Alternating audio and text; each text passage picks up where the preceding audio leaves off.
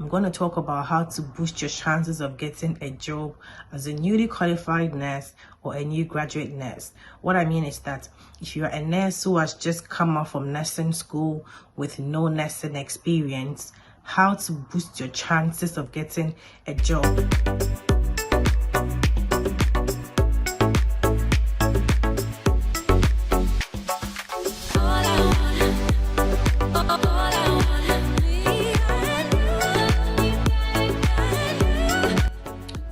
Hello everyone, welcome back to my channel. Happy New Year to each and every one of us. I hope the year is being nice and great to us. Anyways, in today's video, I'm going to talk about how to boost your chances of getting a job as a newly qualified nurse or a new graduate nurse. What I mean is that if you're a nurse who has just come out from nursing school with no nursing experience, how to boost your chances of getting a job, because in as much as there are shortage of nurses everywhere, it is still very competitive to get in. Yeah, because I heard people say, oh Jane, we just came out of school, we have been applying for jobs, but nobody is giving us any response just because you don't have experience. And in as much as there's shortage of nurses, I mean, why shouldn't we get the opportunity? As I said, yes, clearly there's shortage of nurses everywhere at this particular moment.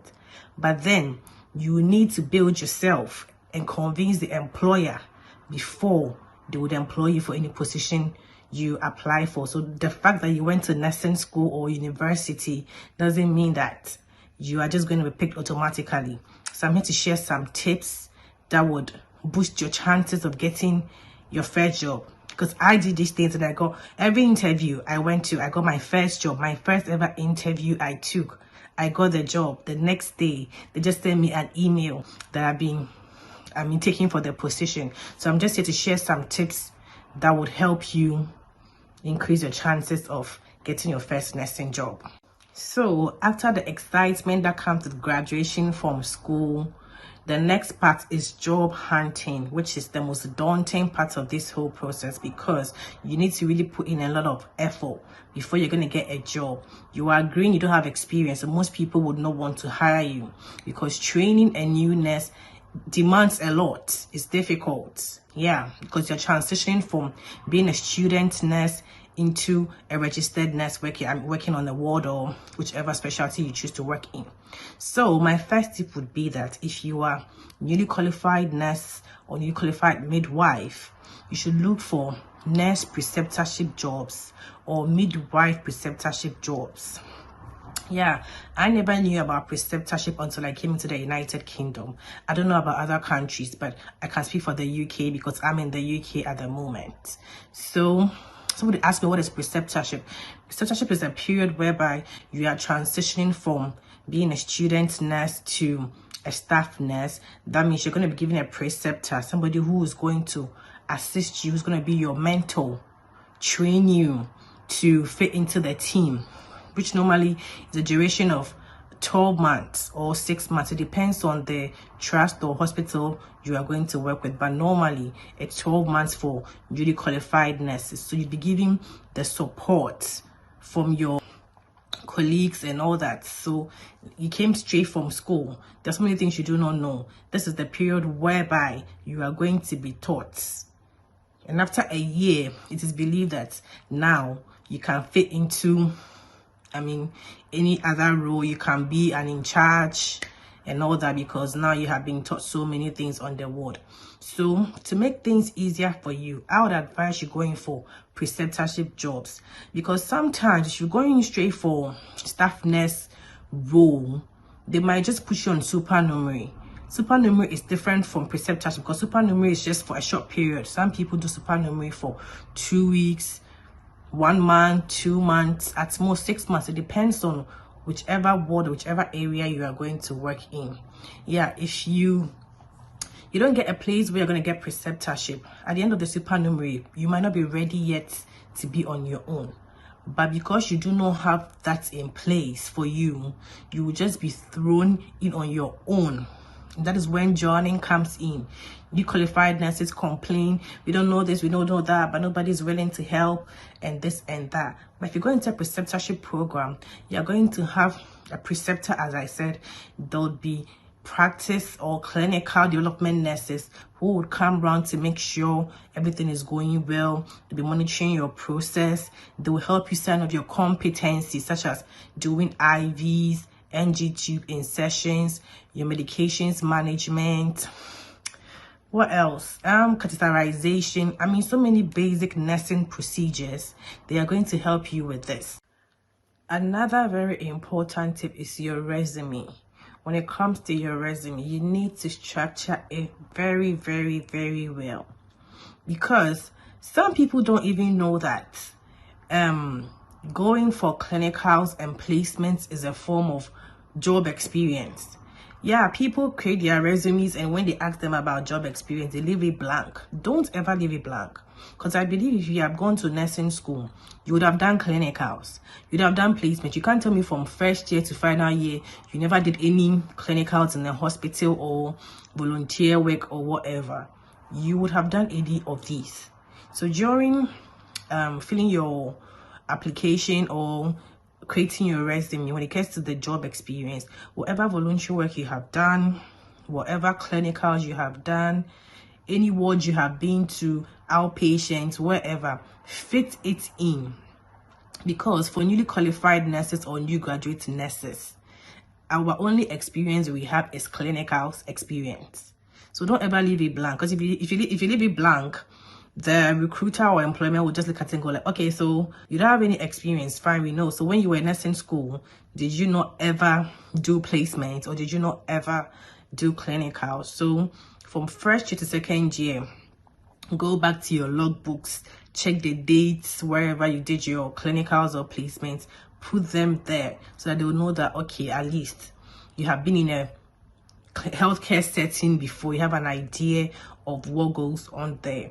Aside that, even any other job you have ever done, maybe during summer or something, you worked in maybe McDonald's, or you worked in one company somewhere which is maybe related to healthcare, still put it in.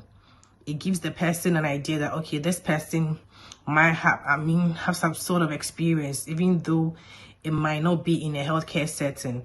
The person has a sense of responsibility because he or she has worked before.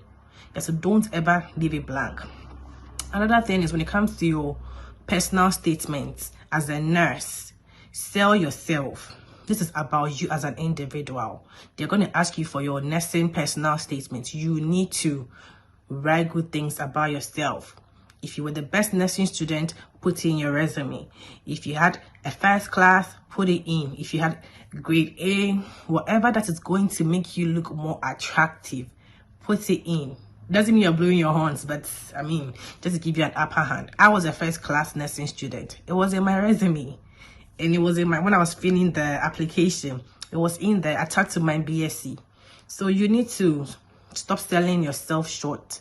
You need to give them the impression that, okay, this is a top nursing student, so the person has some sort of knowledge, you understand. So the most important part of this whole thing is the interview. For me, I always say this, it is at this point that will determine whether you're going to get a job or not. It could be a face-to-face interview, it could be a virtual interview. At this point, you need to do your research about the organization or company or whatever you're going to work with. You need to do your research about them. Also, you need to go back to freshen your mind, because I believe most of us nurses, straight from school, we do our licensing exams. It could be either the CBT, NCLEX, or whichever licensing exam that is in your country. So they believe that theoretically you have the knowledge, like you are fresh from school, so you have the knowledge about nursing. This is what people don't know. It took me some time for me to notice that when I started working. I realized that on the ward, most people who have been there for 15 years, 20 years, 10 years, 5 years, they have the experience. Yes, they do. But that is bedside nursing. When it comes to knowledge concerning whatever you have studied in nursing school, we new graduate nurses or newly qualified nurses, we are the one bringing our knowledge onto the table to help the team, because there's something you might know she who has been on the ward for years might not know. Yes, it is the same way when it comes to the experience aspect. Definitely they're going to beat you because they have been there before you. Things change. Nursing is dynamic. What they learned 10-20 years ago might not be the same as what you have just studied in school. So this is what makes nursing interesting. A newly qualified nurse bringing whatever knowledge they have to join the team or to join colleagues who have been on the ward. That is how we learn from each other to make ourselves better. So please, when you're going for your interview, build yourself, build your knowledge. Make sure you do your background research about whatever trust hospital you are sending your applications to, and also simple basic things in nursing you should know. They will not ask you anything outside the box. It is all the same questions: infection prevention, like basic nursing stuff. They will not ask you things that are outrageous or things they know you cannot answer. Because if you should go there and act clueless, like, I have not worked before, I've not been on the field before, so I don't know what you are talking about, it doesn't speak goodwill of you. Sell yourself to the recruitment team. Tell them that I know I have never worked before. I just have placement and clinical experience, but I am willing to learn. I am a teachable person. I learn things in a fast manner.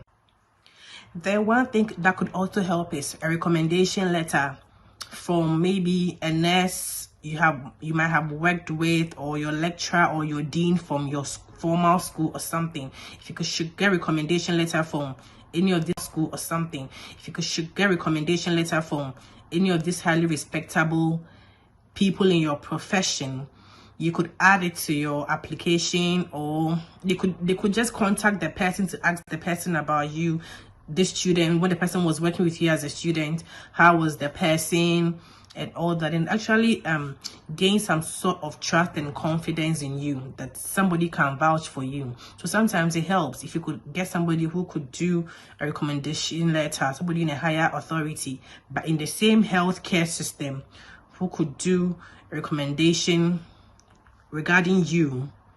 It could help. And this is a final tip. It might work for you, it might not work for you, but it's a personal thing I have observed myself.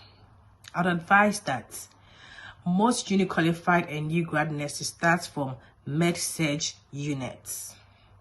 And the reason why I'm saying this is because medical surgical wards give you a well-rounded foundation as a nurse, because there are lots of different medical conditions you are going to see. In a world whereby you see different and various conditions, you learn very fast and you build your skills very fast, because everything comes in there. Like, you see everything, and once you see everything, you learn most different drugs very quickly and how to treat different ailments very quickly. It builds you up very fast so that you can move to whichever dream specialty you want. Because most of the time, when people come straight from school and they choose the specialties, you would not get it. They would rather choose somebody who is a seasoned nurse, who is experienced, over somebody who is a new grad nurse. A new grad nurse, the chances of getting that job is very slim. So I believe sometimes when you are scouting for jobs too, you should go in for medical wards or surgical wards. I, for instance, I'm in a medical ward. Yes, because if you, let's say you want to work in, what type of ward should I be? So maybe the ICU, and the interview is between a seasoned nurse and a newly qualified nurse. I can bet you 90% of hospitals would go in for a seasoned nurse who has worked so many years over you, because they need to train you. And as I said earlier on, training new nurses is difficult. I know, because I am a newly qualified nurse as well, because the person is trying to fit into the registered nurse shoes. You are leaving your student nursing into a registered nurse role. So it is very difficult, especially if you get somebody who is not willing to pull their weight to learn. It's extremely difficult. So most people do not want the stress. That is why they don't go in for new nurses. So you say, I'm applying for jobs, but I'm not getting jobs. Sometimes it depends on the job roles you are going in for. That is why they are not picking you. So that is the best advice I can give. Med-surg wards build you up. Most people don't like med-surg, I know, because it's difficult. You see every kind of thing over there. It's difficult, I know. But if you endure to make the best out of you, because everything you have seen some before, everything you don't see some before. So yeah, that is like my last tip I have. If you should do these things, yeah, I believe everything is going to be fine at the end of it. So if you are newly qualified and you're not seeing jobs, employers are turning you down, don't lose hope. Don't lose hope. Continue looking for jobs. Because let me tell you, it might even surprise you that as some nurses, some hospitals are refusing newly qualified nurses. Some people want new nurses because they are easy to train, they are easy to learn, rather than picking somebody who has already formed their nursing habits. But for new nurses, you treat them according to the policies of the hospital and the trusts, so they will easily adjust. Than somebody who has been a nurse for 40 years, 30 years, you can't tell the person what to do. Most of the time, they have already formed their habits regarding nursing already. But for somebody new, the person can easily learn what you want the person to learn. So there's some people might not want new nurses, some people too want it. So it will surprise you that when other hospitals are rejecting you, some people would embrace you, quickly run for you. So don't give up. Build on your resume, build upon yourself, your confidence and everything. Look at the job roles you are selecting, and I believe you, eventually you're going to get good news one of these days. So don't not lose hope. Continue applying for jobs, and I know I will hear good news soon that we followed your tips and we have gotten a job now. Yeah, so thank you very much for your time and for watching my video. Please subscribe to my channel, leave a comment and a like, and switch on the notification bell so that you get notified anytime I upload a new video. Have a nice weekend.